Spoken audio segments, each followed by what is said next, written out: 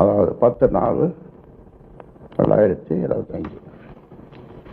இதன் அடிப்படையில் பாட்டாளி மக்கள் கட்சி அரசியல் இயக்கத்தை தொடங்கிய நிறுவனர் ராமதாஸ் ஆகிய நான் நிறுவனர் என்பதோடு பாட்டாளி மக்கள் கட்சியின் தலைவர் பொறுப்பையும் நானே எடுத்துக்கொள்ளுகிறேன்.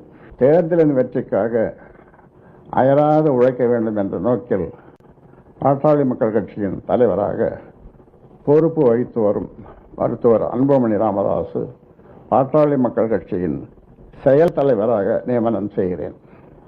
பாட்டாளி மக்கள் கட்சியின் செயல் தலைவராக நியமனம் செய்கிறேன்.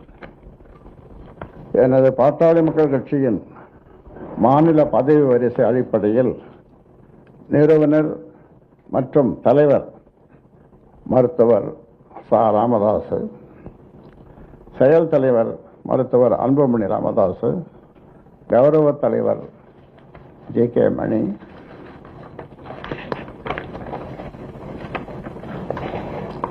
பொதுச் செயலாளர் வடிவேல் ராமணன், பொருளாளர் திலகபாமா, மாநில துணைத் தலைவர்கள், துணை பொதுச் செயலாளர்கள், அணி பொறுப்பாளர்கள் உள்ளிட்ட அனைத்து பொறுப்பாளர்களும் தற்போது உள்ளவாறே